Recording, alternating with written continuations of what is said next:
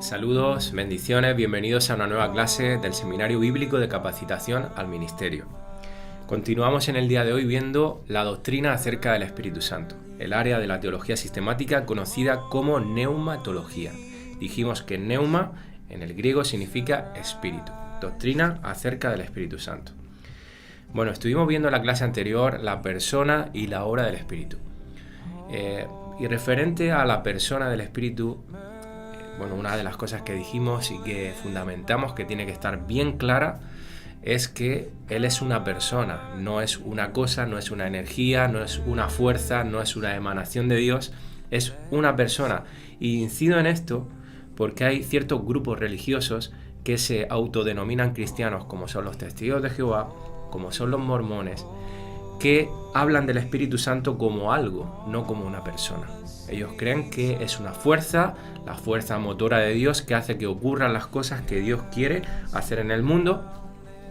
Y un concepto similar es el que tienen los mormones, muy similar al que tienen los testigos de Jehová.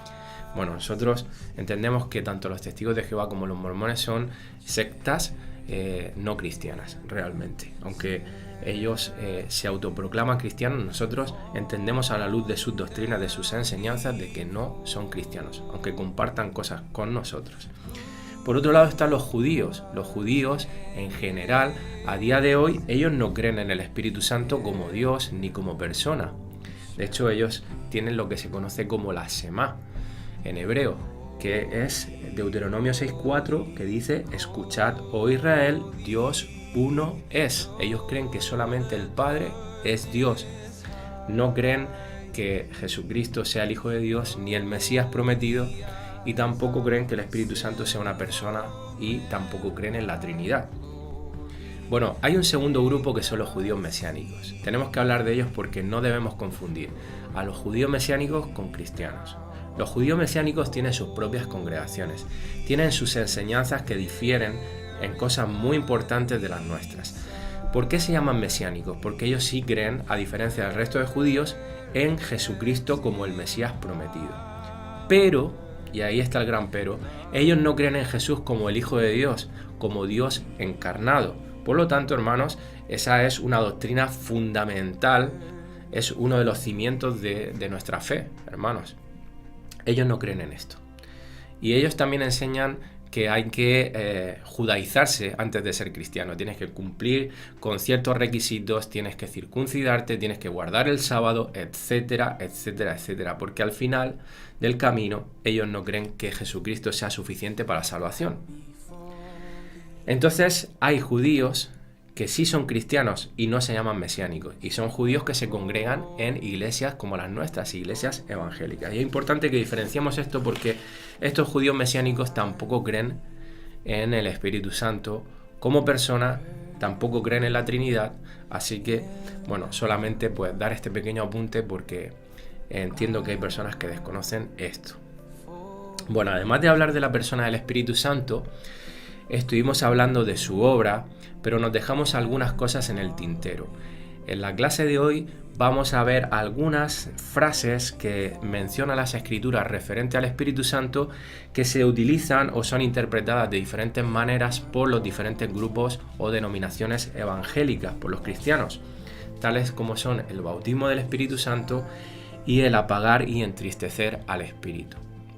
También vamos a ver en la clase de hoy los dones espirituales. Como veis en el título de la lección, se titula hoy el bautismo del Espíritu y los dones espirituales, porque eso va a ser la centralidad de lo que vamos a ver hoy.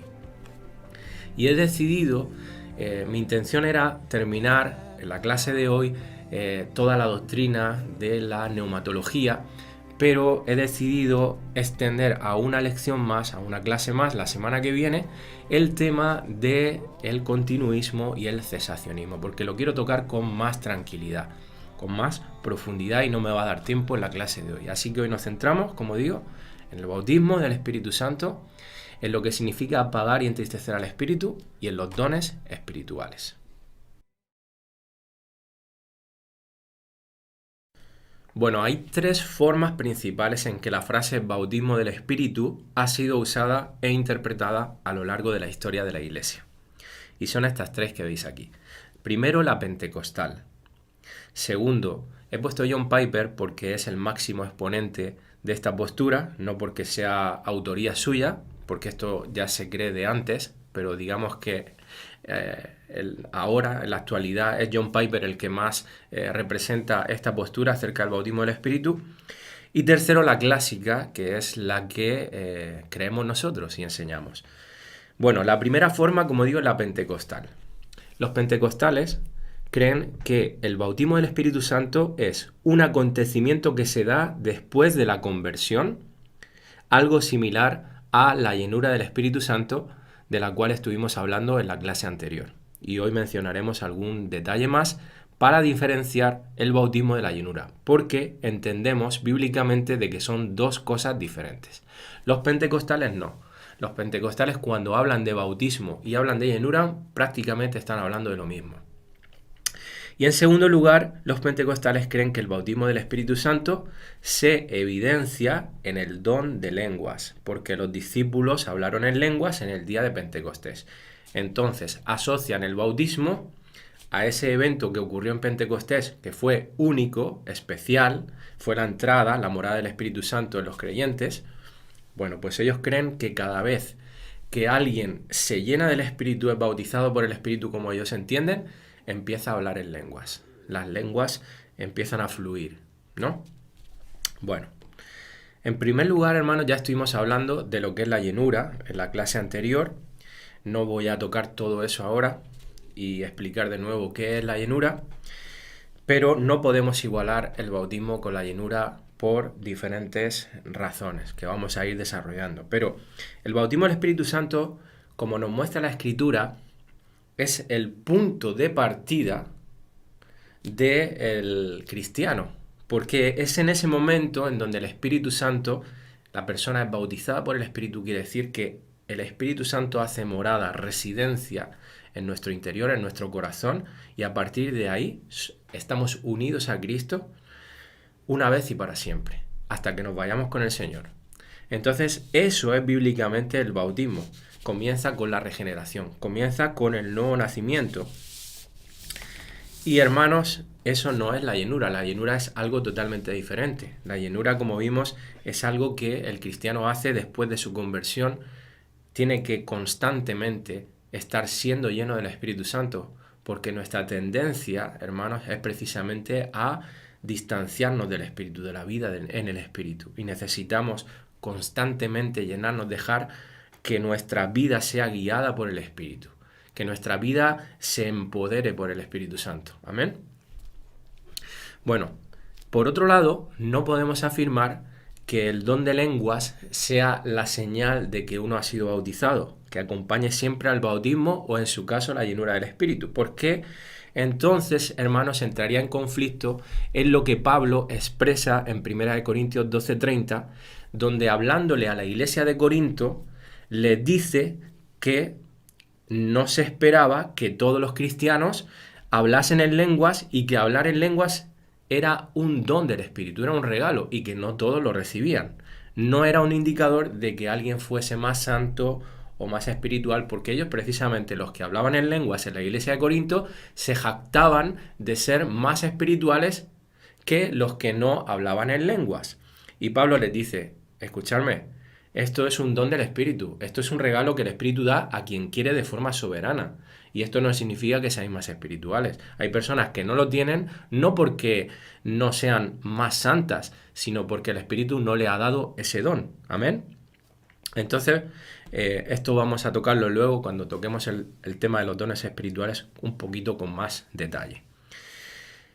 La segunda opinión, defendida por muchos referente al bautismo del Espíritu, es la que hemos titulado como la postura de John Piper, y es que el bautismo del Espíritu Santo es una obra posterior de gracia sobre un creyente individual con el propósito explícito de recibir un poder espiritual extraordinario para el ministerio exaltador de Cristo. Palabras literales de John Piper. Lo podríamos resumir, como he puesto aquí entre paréntesis, como un empoderamiento. Eso es lo que quiere decir John Piper, que el bautismo es como un empoderamiento posterior a la conversión en ciertos momentos que Dios derrama sobre sus hijos para una gracia especial que necesitan para realizar X ministerio. Y bueno, él tiene su argumentación bíblica, Hechos 1:8, Lucas 24:49, cuando dice que ser bautizado en el Espíritu es ser revestido con poder desde lo alto para que el mensaje de Cristo pueda ser llevado efectivamente a todas las naciones del mundo. Esa es la argumentación de John Piper, pero como acabamos de argumentar en referencia a la postura pentecostal, no creemos que esta sea la doctrina acerca del bautismo del Espíritu Santo. Y ya entramos de pleno en lo que creemos nosotros, la postura clásica, que es la tercera opinión o punto de vista al respecto del bautismo del Espíritu. Esta postura formula que el bautismo del Espíritu Santo es únicamente aquello que sucede cuando uno es salvado, regenerado, y que el hablar en lenguas no es una señal necesaria del bautismo del Espíritu. Vamos a leer algunos textos. Fijaros en 1 Corintios 12:13. Dice, porque por un solo Espíritu fuimos todos bautizados en un cuerpo, sean judíos o griegos, sean esclavos o libres, y a todos se nos dio a beber de un mismo Espíritu. Para yo poder ser llamado cristiano, yo tengo que tener al Espíritu Santo en mi interior, que el Espíritu Santo haya sido derramado, es decir, yo haber sido bautizado por el Espíritu. El Espíritu ha hecho morada en mí, por lo tanto, eso es lo que me hace hijo adoptivo de Dios. No hay otra manera. Tan solo unos versículos más adelante, en referencia al tema de las lenguas como señal del bautismo, fijaros lo que dice Pablo. Estamos en 1 Corintios 12. Pasamos del 13 al 30. Dice, ¿tienen todos dones de sanidad? La respuesta está, aunque no la escribe, pero está implícita. No, por supuesto que no. ¿Hablan todos lenguas? No, tampoco. ¿Interpretan todos? No. Por lo tanto, hermanos, no todos tienen el don de lenguas. ¿Qué hacemos entonces, hermanos, con todas esas personas de la iglesia de Corinto que sí fueron bautizados por el Espíritu Santo, pero que no hablaban en lenguas? Por lo tanto, es contradictorio. No todos hablan en lenguas. No es la señal distintiva del bautismo del Espíritu Santo. Algo más, hermanos, que debemos reconocer es que fuera del libro de Hechos, solamente en 1 Corintios está el tema de hablar en lenguas, sobre el cual hablaremos más detenidamente en la clase siguiente, cuando hablemos del continuismo y del cesacionismo.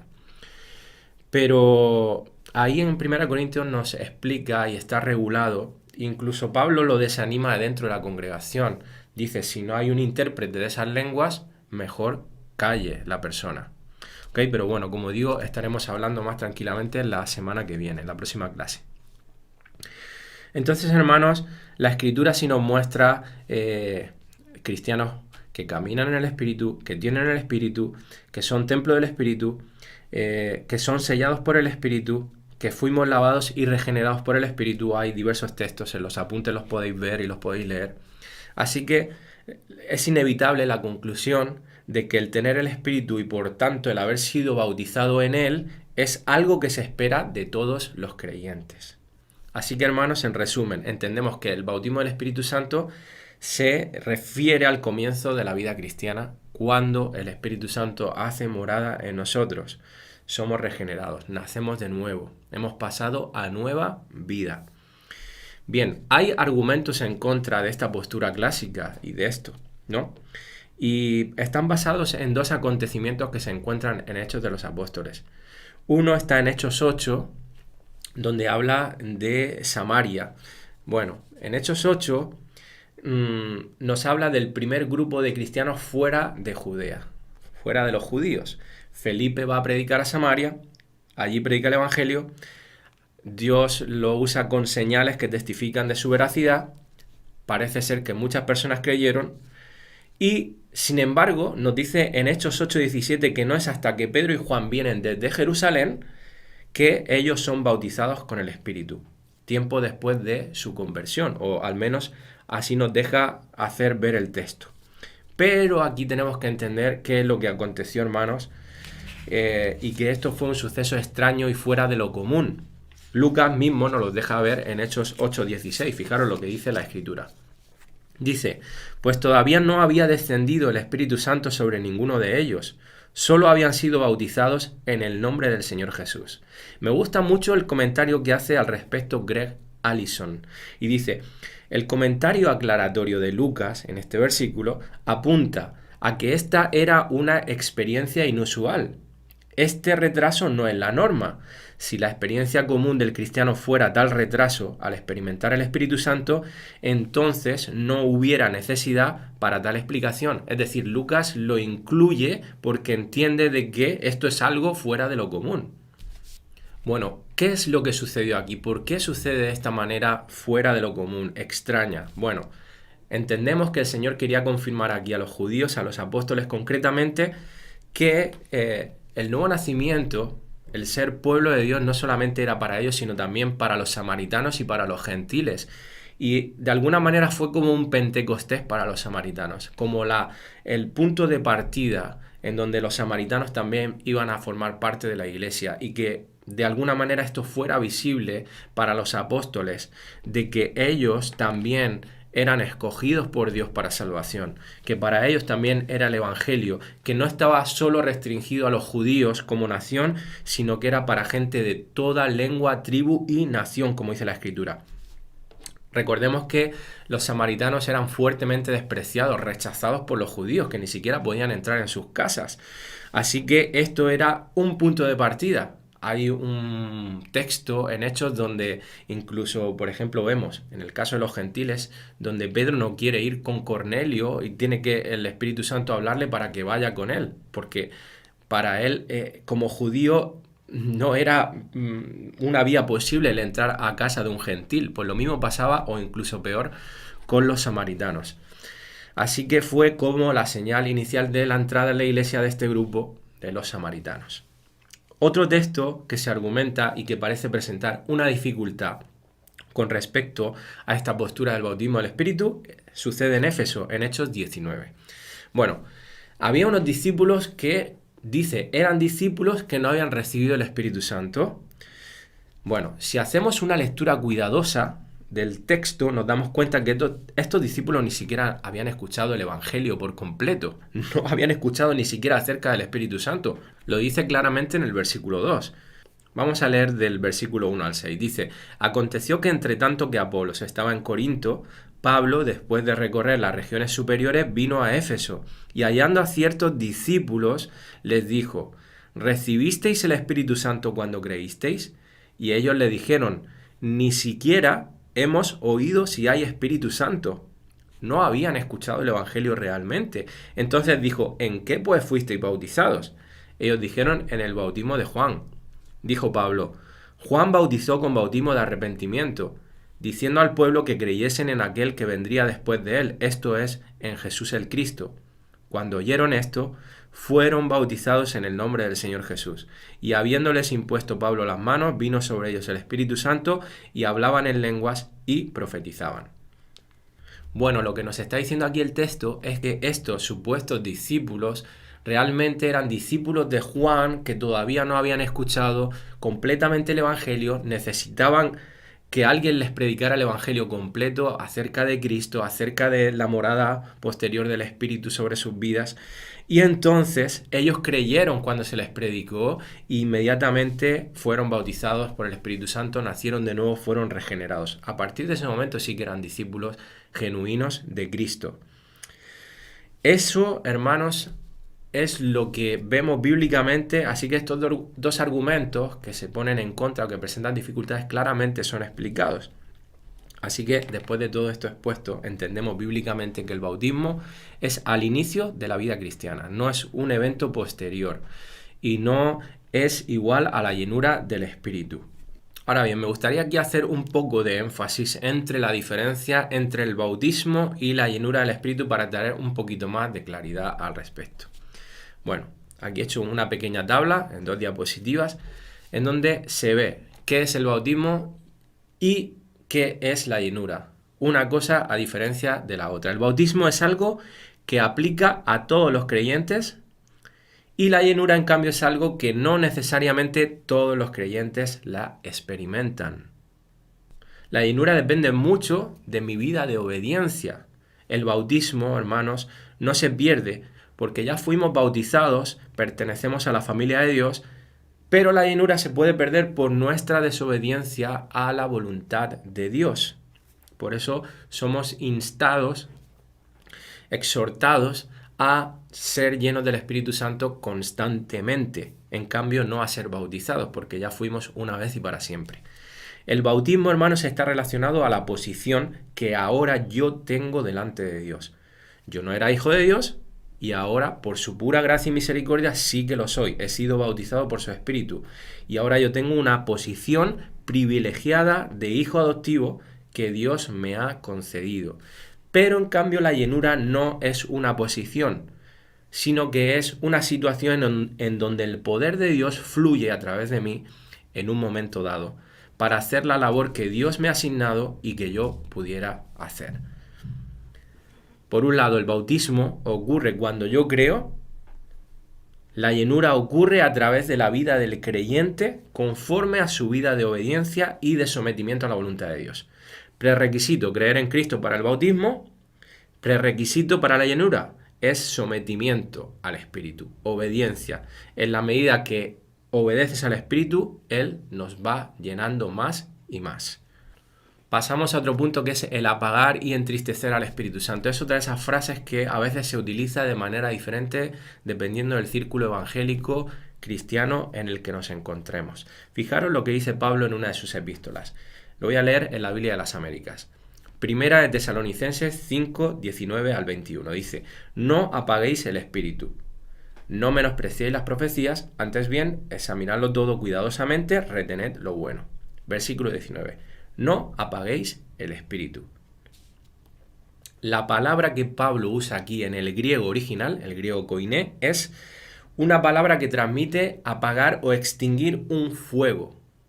Lo que está diciendo ni más ni menos Pablo es que vivamos una vida santa de obediencia al Espíritu, no una vida que desagrade a Dios, que apague o extinga el poder del Espíritu de dependencia en Él, que obra en los discípulos.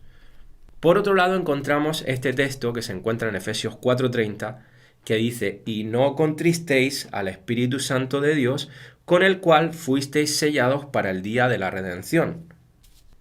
Tanto contristar como entristecer como apagar al Espíritu son términos básicamente similares que lo que nos transmiten, hermanos, la idea es de que vivamos en obediencia, en sometimiento al Espíritu, agradando a Dios en todas las áreas de nuestras vidas, que vivamos vidas que glorifiquen su santo nombre, no vidas de pecado, no vidas de desobediencia, porque eso entristece al Espíritu, eso lo contrista, eso apaga el fuego del poder de Dios en nuestras vidas.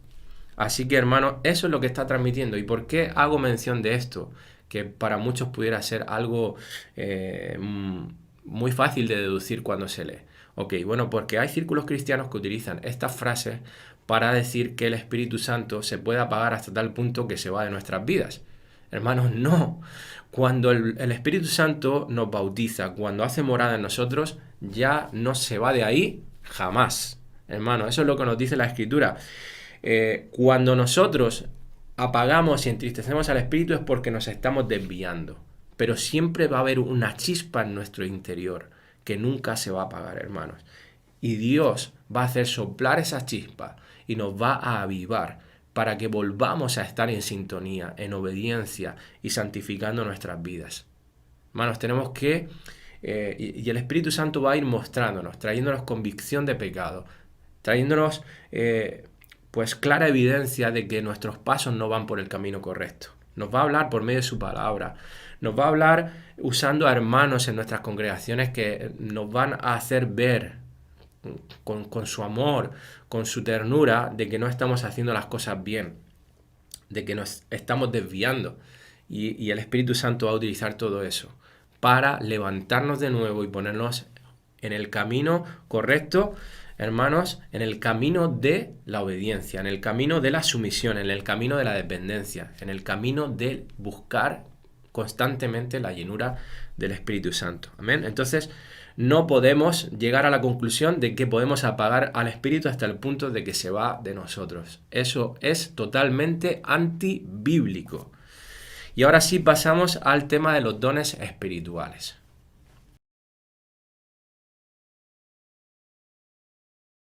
Bueno, en primer lugar, hermanos, ¿qué son los dones del Espíritu, los dones espirituales?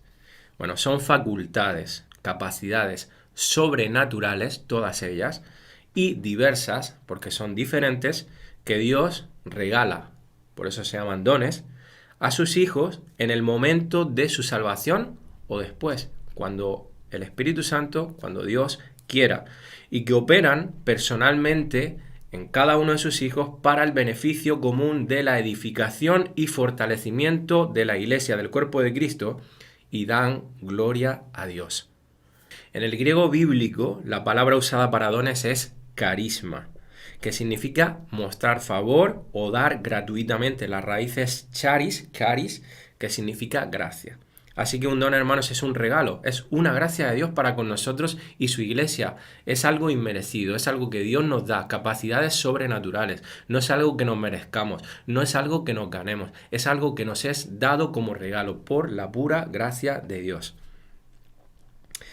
En muchos círculos evangélicos se piensa, se cree, se opina de que uno cuando nace de nuevo recibe todos los dones o el don espiritual que el Señor tenía preparado para nosotros, para cada uno de nosotros. Bueno, lo cierto es que bíblicamente no podemos llegar a esa conclusión, sentar cátedra en este aspecto, porque no hay ningún texto bíblico que hable claramente de que esto suceda de esta manera. De hecho, parece ser, por lo que vemos en la Escritura, que se puede dar tanto en la conversión como posteriormente. Hay textos que parecen indicar eso. Así que nosotros pensamos, hermanos, creemos que los puedes recibir en el momento de tu conversión, cuando naces de nuevo, cuando eres bautizado en el Espíritu, o posteriormente en cualquier momento en el que el Señor entienda y haya preparado de antemano de que tú tienes que tener ese don para servirlo en el área que Él determine o de la manera que Él quiera. Amén. El don es dado por gracia, hermanos. Por lo tanto, y esto quiero recalcarlo bien, no tiene nada que ver con mi obediencia. Lo digo porque a veces, si vemos a cristianos que tienen X dones, tienen muchos dones, podemos decir, ¡guau! Este cristiano es una pasada, es súper espiritual, es tremendo. No, hermano, no tiene nada que ver con la obediencia, tiene que ver con la pura y soberana gracia de Dios sobre esa persona que Dios ha decidido darle X dones. Amén. Así que no relacionemos dones espirituales con obediencia. No, son dados por gracia, igual que la salvación, hermanos. Una ilustración que ayuda a entender el tema este de los dones es que, por ejemplo, ¿qué hace que una taza de cerámica, de café, tenga un asa? ¿Y qué hace que un florero también de cerámica no la tenga, esa asa? Pues porque la taza de café sí que necesita el asa por el uso que se le da a esa taza. Necesitas que tenga un asa para cogerla porque si no te quemas. Pero el florero no la necesita porque vas a poner flores, no lo vas a coger porque no vas a beber de ese florero. Pobre el que se va al agua de las flores. Hermanos, ¿por qué tiene asa? Por el uso. ¿Por qué no tiene asa? Por el uso. Entonces, hermanos, ¿por qué un hermano tiene un don y el otro no lo tiene? Por el uso. Porque Dios determina el uso de cada uno de nosotros, el que Él soberanamente ha querido darnos a cada uno de nosotros. Si Dios me quiere usar a mí como predicador, como maestro, pues me va a tener que dar el don de predicación, el don de enseñanza. Si Dios quiere usar a otros en la atención a personas necesitadas, el don de misericordia, el don de servicio. Entonces Dios concibe tu uso en su mente desde la eternidad, hermanos, y en el momento que Él considera, ya sea en nuestro nuevo nacimiento o posteriormente, nos da ese don sobrenatural como regalo porque nos quiere usar de esa manera para la gloria de su nombre, para la edificación de la iglesia, del cuerpo de Cristo. Amén. ¿Es lo mismo un don espiritual que un talento natural? No, absolutamente no. Debemos de diferenciar los talentos naturales de los dones espirituales. El primero es dado de manera sobrenatural por Dios, por el Espíritu Santo de Dios en algún momento, como hemos dicho, ya sea en nuestro nuevo nacimiento, posteriormente. Y los talentos naturales son innatos, son dados por nuestros padres, en nuestros genes, porque Dios así lo ha querido. También es un regalo de Dios, porque va en nuestro ADN. Amén. Tanto unos como otros son dados por Dios, pero tenemos que hacer una diferencia. Por supuesto que Dios puede usar los talentos naturales para su obra, para el servicio, de una manera específica y característica en tu vida. Pues por ejemplo, si tienes una capacidad musical, Dios puede usarte con ese talento para servir a la iglesia en la alabanza, en la adoración. ¿Ok? Pero esos son talentos naturales, usados también por Dios para servir. Y otra cosa son dones espirituales. Son dos cosas diferentes. ¿Son todos los dones espirituales sobrenaturales? Bueno, esto es una pregunta muy importante. En la próxima clase estaremos tocando un poquito más este tema porque los que tienen la postura cesacionista creen que hay dones sobrenaturales y otros que no son sobrenaturales. Bueno, todos los dones, hermanos, son sobrenaturales porque son dados por el Espíritu Santo de Dios. Son capacidades producidas por el Espíritu de forma sobrenatural porque nosotros mismos, por nosotros mismos, no podemos producir esas cosas si no es Dios obrando en nosotros. Por lo tanto, todos ellos son sobrenaturales. No podemos confundir lo espectacular con lo sobrenatural. Y ahí está el gran problema, que a veces solamente identificamos lo sobrenatural con aquello que es espectacular, aquello que se escapa un poco de lo que nosotros queremos, nuestra capacidad natural. Bueno, como puede ser, por ejemplo, nadie caracterizaría el don de misericordia como un don sobrenatural, porque creen que la persona por sí mismo puede ser misericordiosa. Pero estamos hablando de la misericordia vista como un don y fruto del Espíritu, en donde el Espíritu Santo provoca que una persona tenga una empatía especial, una sensibilidad hacia otras personas que pasan aflicción, dificultades, necesidades, y vuelca a esa persona hacia esas personas y que esa persona lo hace en el poder de Dios y para la gloria de Dios, porque vemos personas que son misericordiosas pero que no lo hacen para la gloria de Dios. Eso no tiene nada de sobrenatural. Pero el hacerlo así como hemos dicho, algo producido por el Espíritu Santo en esa manera, eso es totalmente sobrenatural y está fuera del alcance de nuestras manos. Si no lo produce el Espíritu Santo, para nosotros es imposible que esa misericordia sea ejercida en esa manera y para la gloria de Dios. No sé si me he expresado, espero que se entienda, pero hermanos, todos los dones son sobrenaturales porque son producidos por el Espíritu Santo, no son producidos humanamente. ¿Cuántos dones espirituales hay? Bueno, en la Biblia nos encontramos 4 listas sobre los dones espirituales. Una está en 1 Corintios 12, otra está en Romanos 12, otra en Efesios 4 y otra en 1 de Pedro 4. Bueno, podemos concluir, tras hacer un análisis exegético de estos textos, de que no son listas exhaustivas. En ningún momento encontramos a la Escritura decirnos que estos son los únicos dones espirituales que hay. No podemos concluir así, de forma definitiva. Yo personalmente, tras hacer un estudio de estas listas y lo que nos deja ver el Espíritu Santo en las Escrituras acerca de los dones espirituales, yo creo que hay más dones espirituales que no son mencionados aquí. Así que, hermanos, el propósito de estas listas no es nombrar cada uno de los dones espirituales que existen y que se han manifestado a lo largo de la historia de la Iglesia. ¿Todos los cristianos tienen algún don? Sí, la Escritura nos muestra que sí. Vamos a leer un texto, pero nos dice que todos los hijos de Dios, todos los nacidos de nuevo, han recibido por lo menos un don del Espíritu Santo. Pueden ser más, pero al menos uno. Dice en 1 Corintios 12, 1 al 7, aunque vamos a leer solamente 3 versículos. Dice: no quiero, hermanos, que ignoréis acerca de los dones espirituales. Fijaros que Pablo le da importancia acerca de los dones espirituales y dice: no quiero que ignoréis, quiero que tengáis conocimiento acerca de estas cosas, porque son importantes. Dice el 4, ahora bien, hay diversidad de dones, diferentes, pero el Espíritu es el mismo, que es el que da los dones.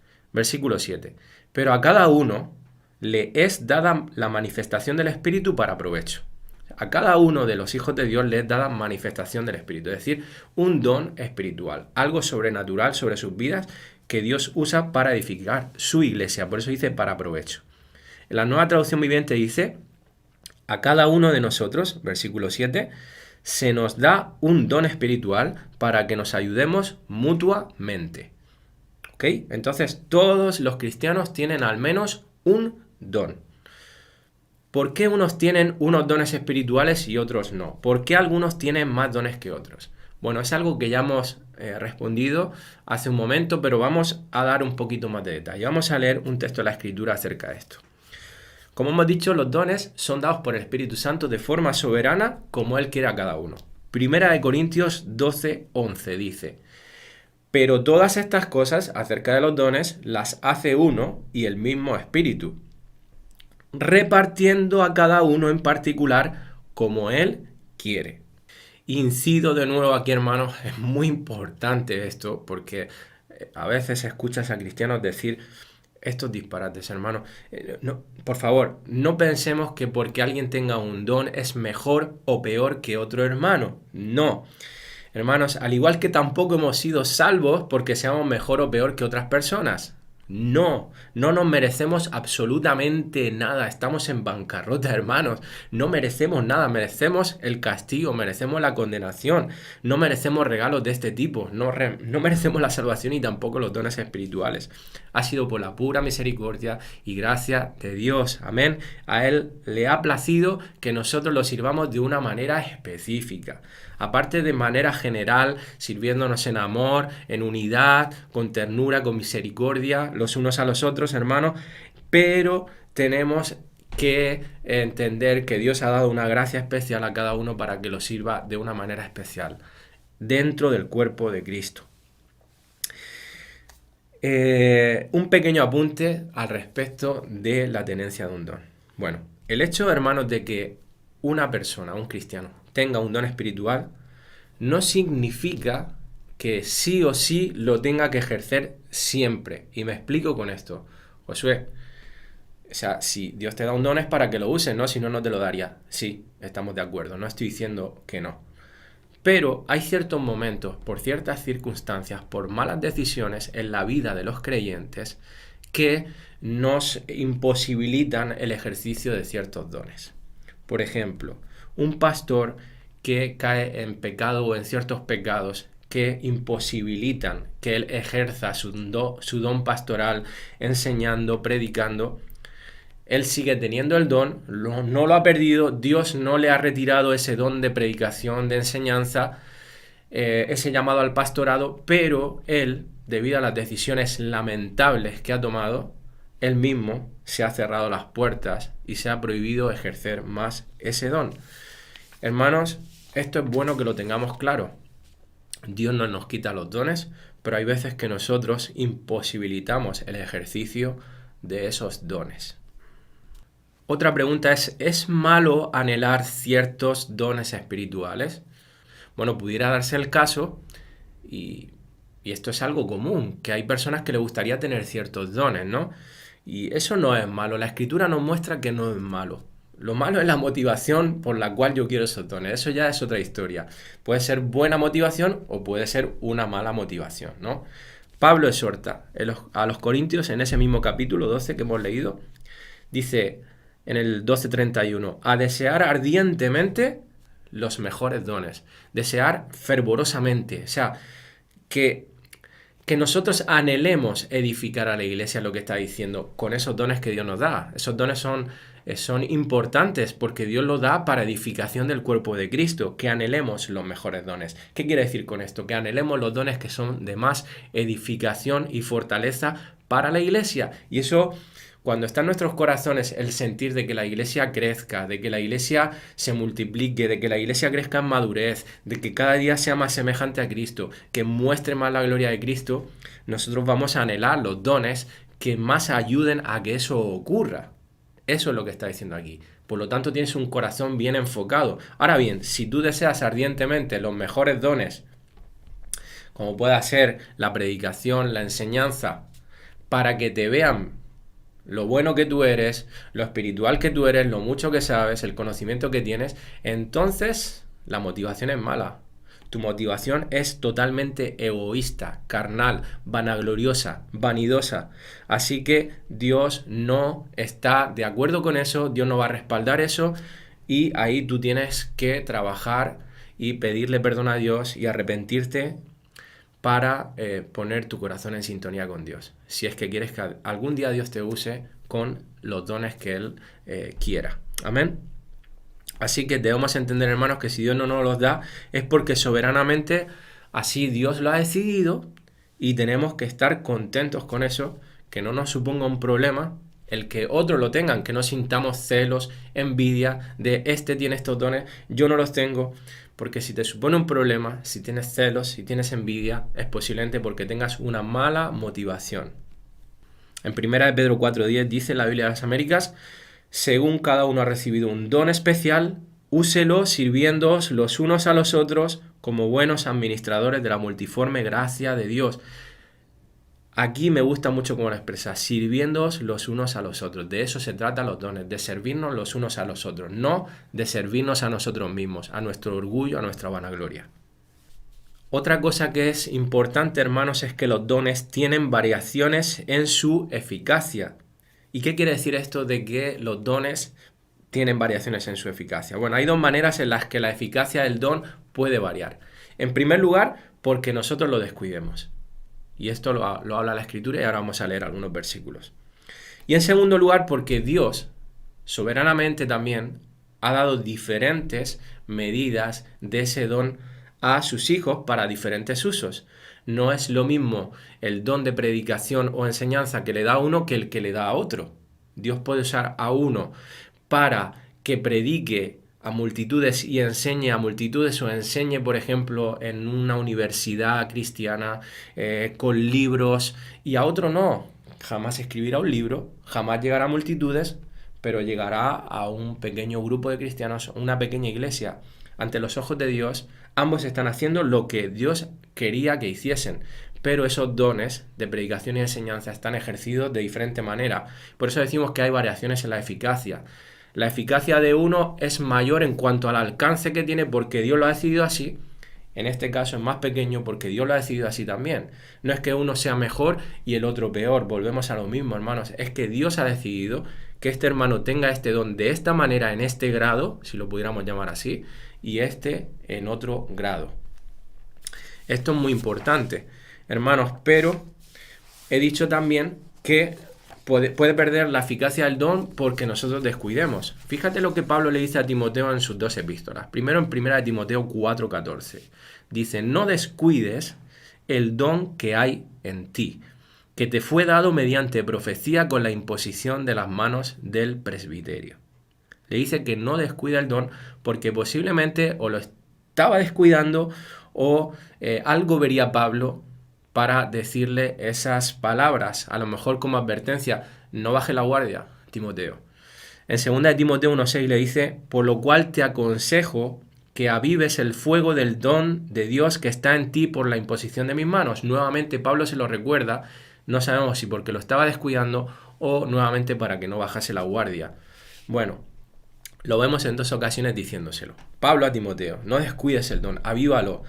Ya sea por negligencia, ya sea por desánimo, por cualquier razón posible, hermanos, podemos descuidar el don que Dios nos ha dado para edificación de la iglesia, y cuando lo descuidamos, salen perjudicadas las personas que Dios ha puesto alrededor nuestra, salen perjudicados los demás. No es que no pase nada, no, hermanos, si Dios nos da algo es para el uso y beneficio de la iglesia. Por lo tanto, cuando yo no lo uso, por la razón que sea, la iglesia se está privando de un beneficio del Espíritu. Amén. Tenemos que verlo de esa manera. Y en Romanos 12:6, para apoyar lo otro que estaba comentando, la segunda razón de que Dios da diferentes medidas del don, dice: de manera que teniendo diferentes dones, según la gracia que nos es dada, si el de profecía, úsese conforme a la medida de la fe. Te voy a poner un ejemplo para que entiendas esto un poco mejor. Spurgeon, que es conocido como el príncipe de los predicadores, no recibió el mismo llamado que otros pastores de la misma época. MacArthur, por ejemplo, en la actualidad, tiene un alcance brutal a nivel general en todos los países, con sus libros, con sus programas de radio, con sus predicaciones, con el seminario Masters que tiene ahí en Estados Unidos, en California. Hermanos, hay pastores contemporáneos que su alcance, el alcance de su predicación y enseñanza no pasará de su pueblito. pero hay de otros muchos que Dios los quiera usar para alcanzar a multitudes o llegar a otros pastores o a otros cristianos alrededor de todo el mundo. Son diferentes llamados, uno no lo hace superior al otro, es simplemente el llamado que Dios le ha dado a esas personas.